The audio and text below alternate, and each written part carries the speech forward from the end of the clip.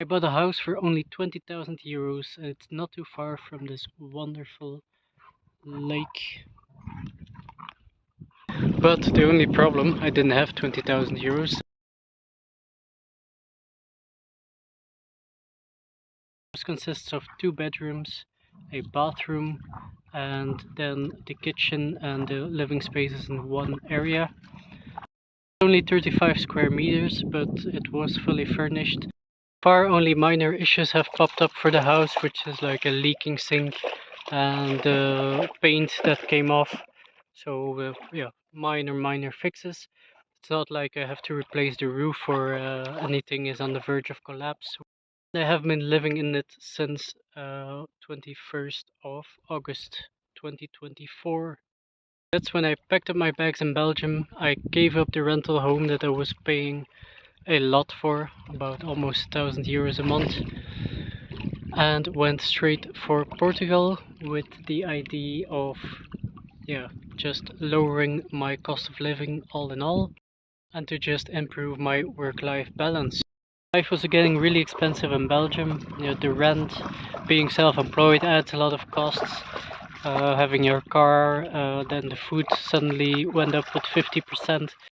Less than 2,000 euros a month as an income would not cut it anymore in Belgium, so I kind of refused those contract offers, even 2,400.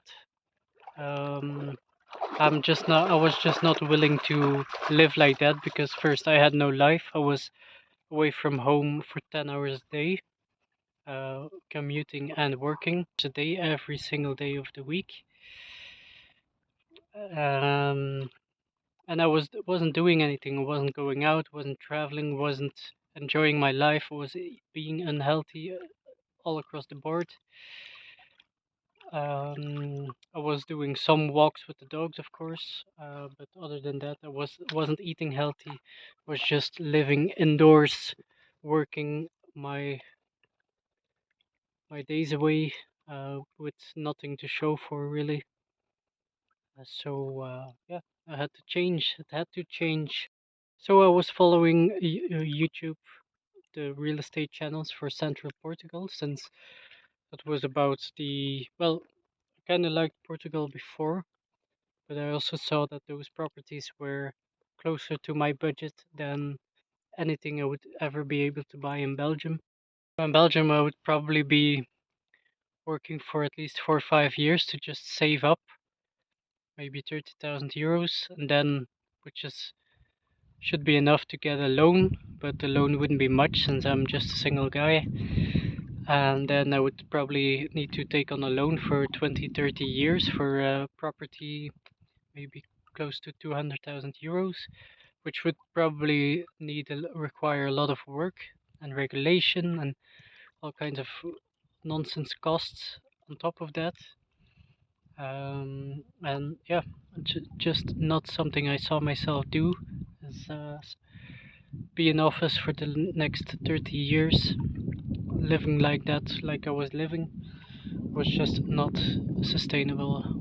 The property prices in Belgium were anywhere from, I would say, more closely to 300,000 to 600,000, I would say.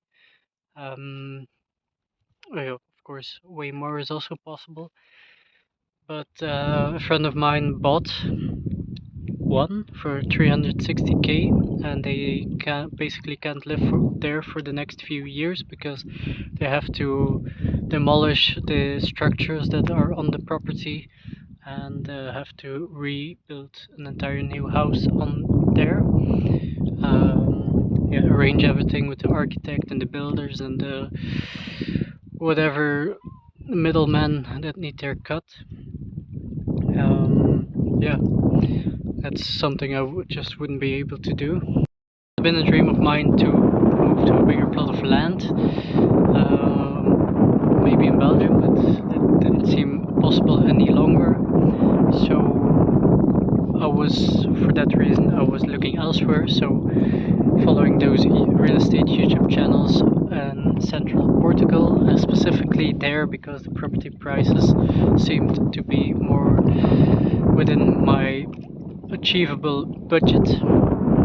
So maximum 100,000 preferably 50,000-60,000. And well, one of those channels covered the house that I bought, but in the beginning of 2024, and then only in the end of February 2024 I committed, because I was like, yeah, by the time I get 50 or 60,000 euros, there's gonna be a lot more properties available.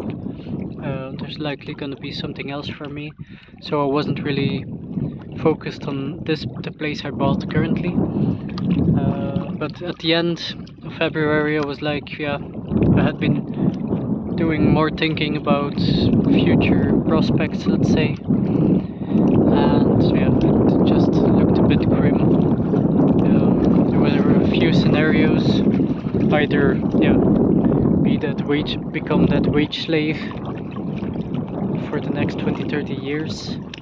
My dogs would have lived in an apartment for their entire life, and me included.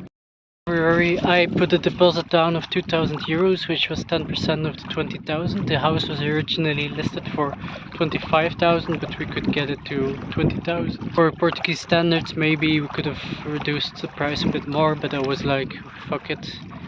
Seems like a livable place, a nice place, and it is. Could just move in right away. But the only problem, I didn't have 20,000 euros. Those were beginning of the month of the year, was coincidentally when all of the bills piled up together. For some reason I had to pay 4,000 euros social security, and then the car, yeah, all kinds of insurances had to be renewed, licenses. That time of the year, more expensive accountant as well, and you know, suddenly there was like 8,000 euros had just vanished in a few months.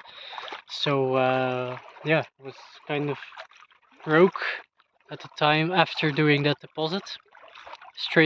Just like a few weeks after doing that deposit, I was kind of broke. I was not working. I was freelancing for multiple clients across the world, but that didn't bring in too much. So I deposited, I committed. Now I still had to get to 20,000 euros. I tried to see with my current clients if there was anything bigger I could work on to get more cash in a short period of time. I could always go back to office as a freelancer. There's 10, 11 or 12,000 a month, depending on how many days there were in the month. So I thought it was possible to just work for a few months, and I did, but it wasn't smooth sailing. So I wasn't finding any freelance consultancy jobs in office at that period. I was applying, and only in May, beginning of May, so I started applying at the end of February straight away, and only at the start of May I signed something, full-time consultancy. The house had to be paid in normally within 90 days, but they extended it to 120 days, so that's about 4 months. Since I only started working in the beginning of May, this was getting and it was almost impossible to still get the deadline to pay off the house.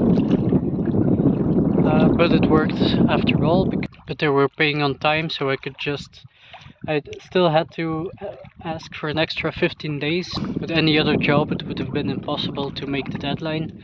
We could have maybe extended it for another month, but yeah. Anyway, I applied to multiple jobs, cool positions. Was definitely willing to just put my head down and work, and even commute for hours if that was necessary. The furthest were like Brussels, most likely an hour and a half one way, and then maybe 3 hours that you lose in a day, so you'd be gone for 11 hours a day, which was not a fun period for the dogs, but it all worked out in the end. I went Then I came here to visit in July 15, the week of July 15, just spent a week here. Started in the Campismo, the camping nearby this lake. Then went to visit the house with the realtor. And yeah, then did the deed signing the same day. All went well. And then straight after, the realtor also helped me with a lot of other things like the electricity and yeah, to arrange some things like that, the water, electricity, to like, get me started in the new country, not speaking language and so on. So that was really helpful. And yeah, then I had to get back from Belgium to wrap everything up for at least another month to finish the job, the contract. So yeah, to give up rent, to clean out the apartment, to do some family visits, goodbyes, let's say. And that was it. Then the 21st I arrived in Portugal in my new 20,000 euro home. So yeah, this is the start of my new life. Me and the dogs in Central Portugal. The week I came to visit, I almost backed out of the deal, like the day before signing, because yeah, I arrived here and was getting cold feet once seeing it, like just a village, like very quiet, very remote, very small. Yeah, I was kind of like, is this really what I'm going to be doing? Is this really what I'm leaving everything behind for? Both people and opportunities. Not that I was living, not that the alternative was sustainable, but yeah, just it's probably not for everyone to just pack up your bags and move to another country, not speaking the language and so on. Because I just wasn't feeling it. I arrived here and I'm not the type of guy that needs a lot of connection or people or social whatever, but this was just another level. This was a completely different environment.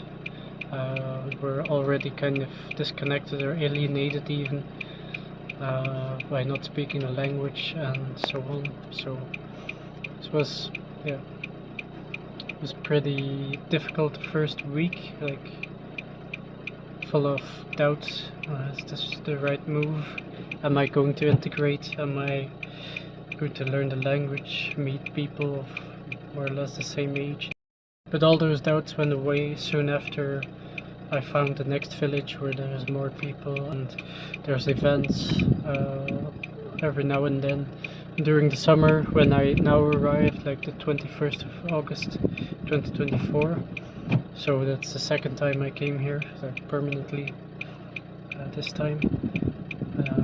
There was already a festival going on here with a lot of families and people and from all over the place speaking English and so on. So I just have to, yeah, learn language better, but until then kind of need to find my connection with the few people that speak English, a bit of English, which a lot of younger people here do, and even better than me.